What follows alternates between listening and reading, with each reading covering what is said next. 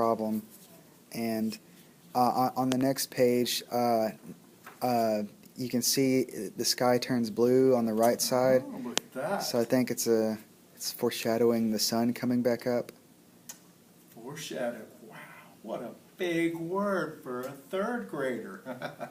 That's great. Well, who wants to find out what happens? We all want to find out, don't we? Maybe not Raquel.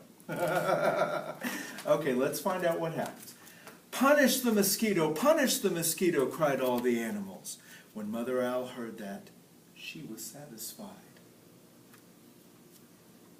She turned her head towards the east and hooted. Let's all do it.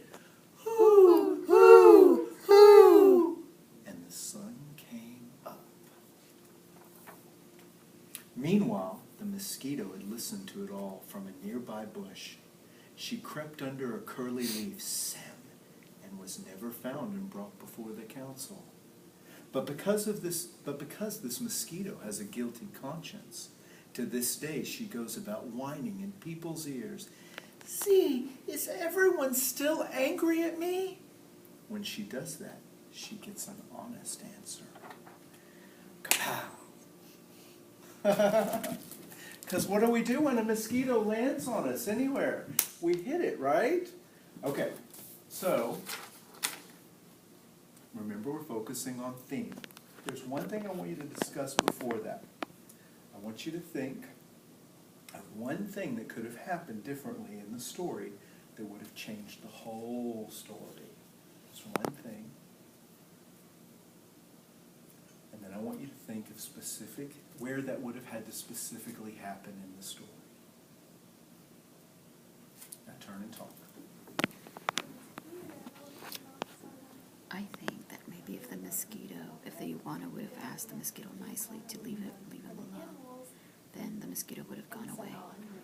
It's true. The mosquito would have gone away, and then, the iguana wouldn't have had the sticks in his ears, Right. and so on and so forth. So. And the sun would have came out like it was supposed to. I think so. Lots of good ideas. Does anyone want to share an idea? Oh, okay, Raquel. I think that if the iguana would have asked at the beginning of the story the mosquito to buzz off and leave him alone, he wouldn't have had to put the sticks in his ears, and then nothing would have happened, and the sun would have came out like it was supposed to. Absolutely. That's really good. That would have been a whole different story, wouldn't it? Yes. Is that something you think you could write about in your journal? Yes. Absolutely. That's something we could take another person's story and think, how could we change this? And that could be a tag for writing in our journal and creating a whole new story all our own. But that's not what we're doing today. Today we're talking about theme. Okay, and remember I explained earlier that folk tales have themes that are called morals. And remember, the moral of a story is what it teaches you about how you should or should not behave. I need to look at that because I'm wording that very specifically. How you should or should not behave. Okay? Now, I want you to think about what you think the moral of this story might be. And now I want you to think of something specific in the story. If you can think of more than one thing, that's great, but at least one specific thing in the story that makes you think that might be the moral. Now turn and talk.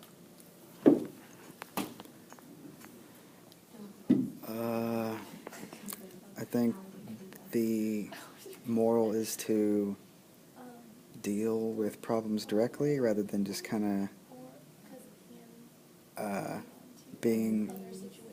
trying to avoid it. Right. Because the iguana tried to avoid it by putting sticks in his ears rather than confronting the mosquito. Right. Okay, who wants to share their idea? Nobody wants to share an idea at all.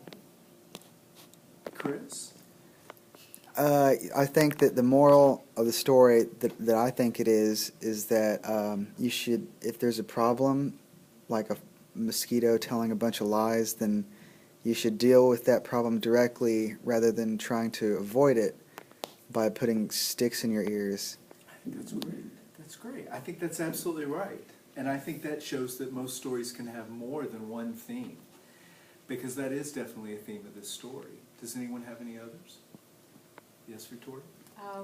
We were talking about, mind your own business and don't bother others because you don't know what effects it might have.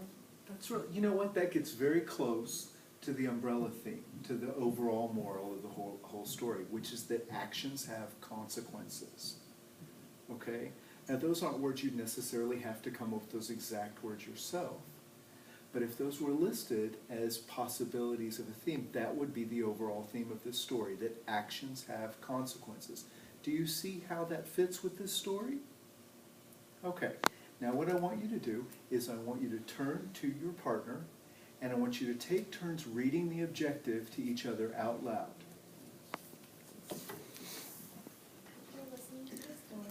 I can explore the theme by writing a paragraph about a time when my actions had consequences.